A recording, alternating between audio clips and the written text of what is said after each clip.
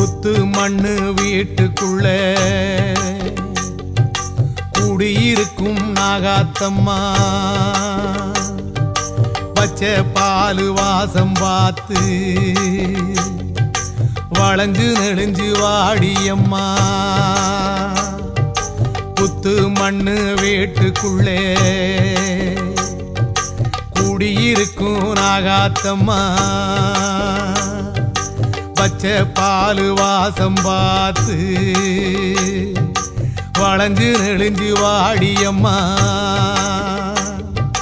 புத்த விட்டு வெளியே வந்தா புத்த முன்னு யாரு சொன்னா மச்சு வீடு கட்டி தாரோம் மனசு வச்சு வெளியே வந்தா